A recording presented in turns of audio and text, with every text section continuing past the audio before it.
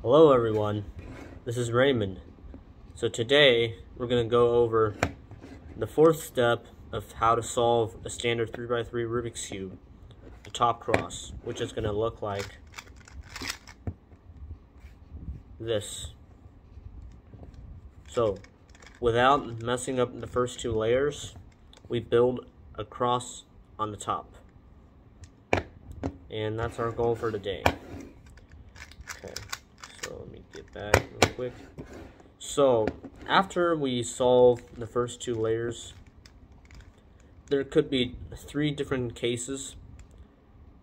Actually, there's 4 different cases after you solve for the top. There's going to be 4 different cases after you solve the first 2 layers. Okay, so there's going to be. So let's take a look again. First 2 layers are good. So let me introduce you to the first scenario in the first case, which is a dot. So what that means is we got the centerpiece here in the middle, but all the edge pieces are flipped and they're not on the top side. So we got a dot here. And to build a cross, it's similar to the cross on the bottom, but this time we can mess up these 2 layers and we have to build the cross right here. So first of all, we need to know that the cross, it's gonna look like this, which is that we have all the edge pieces on the top surface with the centerpiece. Okay. So first case, the dot, and let's take a look. You can see that all the edge pieces that contains the color yellow are flipped. Okay, so let me introduce you to the second case here before we actually get started, which is kind of like that shape. It's kind of like I don't really know how to describe it, but like I'll call it a V shape. So we got 2 of the edge pieces on the top in its spot, but 2 of them are flipped, as you can see right here. Okay, and the third case is a horizontal line here. So we have these 2 edge pieces that are good on top surface, but these 2 are flipped. Okay, so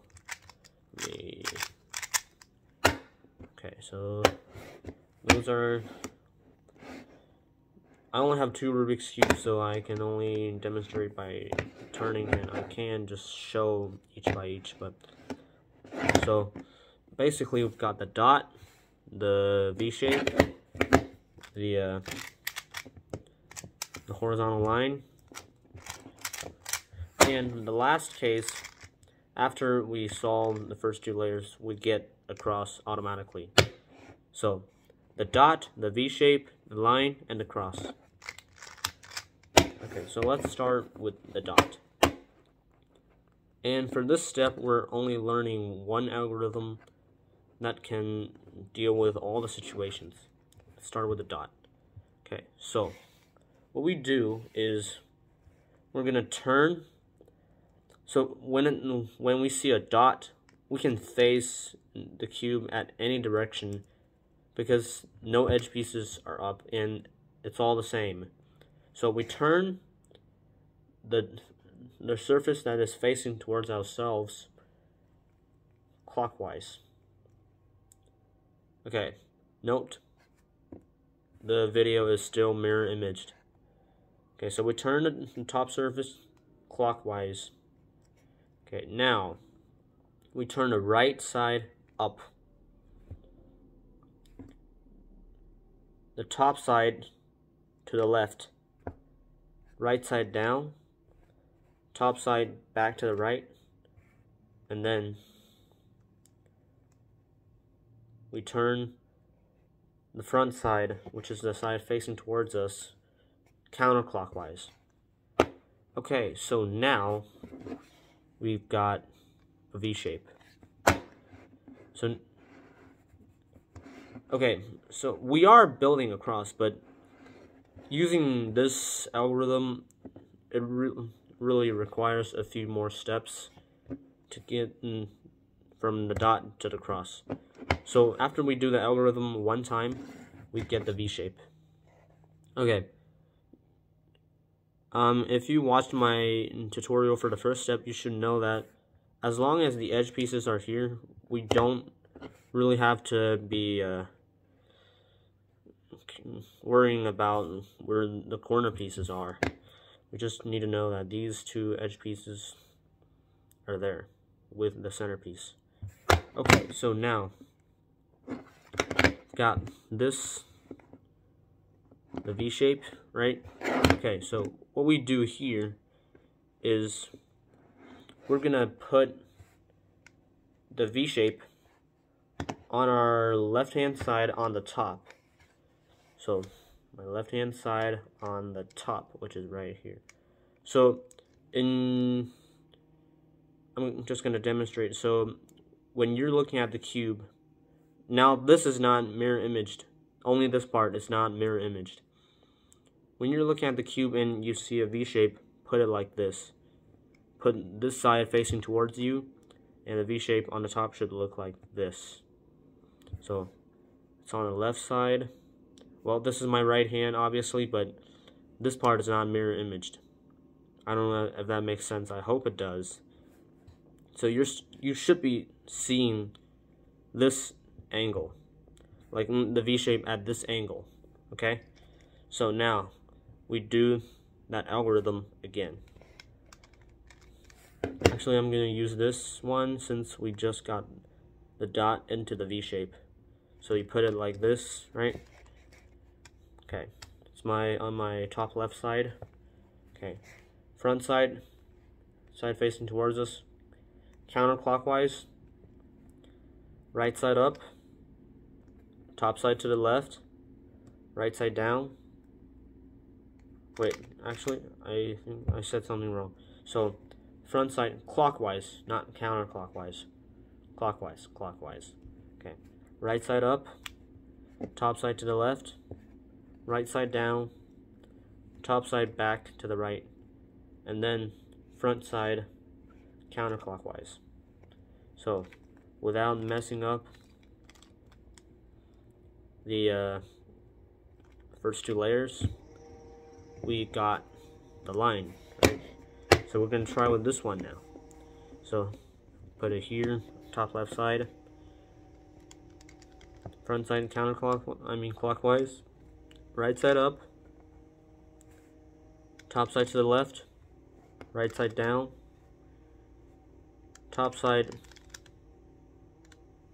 back to the right, and then front layer back down, counterclockwise.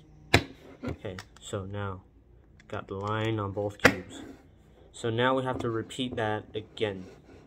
So when we see a line, we put it horizontally, okay? And then we just do the same thing. Okay.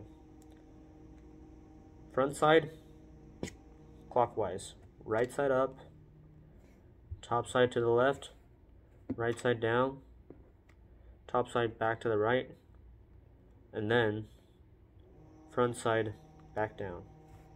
So there we got the cross. Okay, let's try with this one. You can put it, so ignore that corner piece. We can put it this way too. As long as the line is horizontal, we're good.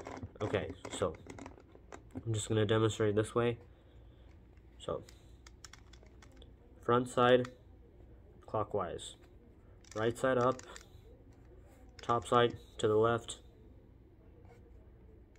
right side back down, and then top side back to the right. Last step, front layer back down, which is counterclockwise, and we got the cross. Okay, so in this video we're also gonna be teaching the algorithm notations of a Rubik's Cube. So I'm gonna demonstrate this way using this hand. So this part is not gonna be mirror imaged, okay? So I'm just gonna use one hand because this is kind of hard and it's easier to use one hand. Okay, so generally we do movements of the right side, the top side, and the front side, right? We haven't really gotten to the bottom side, the back side, or the left side, right? Okay, so what we do here, you can see, okay, so when we turn the right side up, that's called R. It stands for right. So R, R, R, R. Okay, that's R. What if we turn right side down? That's gonna be R prime. So the R has to be capitalized R, and then with a little symbol like a comma on the top. It's called R prime. So R prime, R prime, R prime. When we're turning it down, it's prime. Okay, so but don't.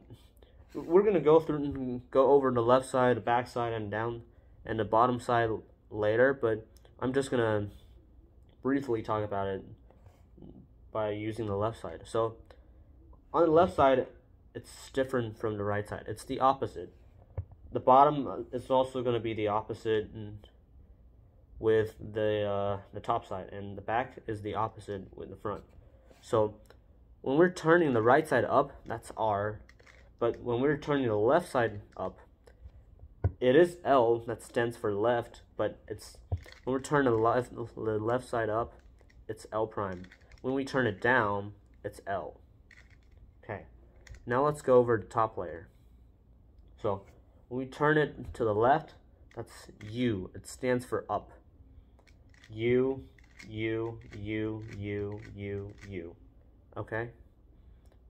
That is that. And then when we turn it to the right, that's U prime, U prime, U prime. So when you see we're turning it this way, that's U prime, right? For the bottom, that is D. And to the right, it's D prime. Okay, the front, when we turn it clockwise, it's F. F, F, F. Okay? When we turn it counterclockwise, it's F prime, F prime, F prime, F prime. And so that means, okay, I'm gonna change it to a line first.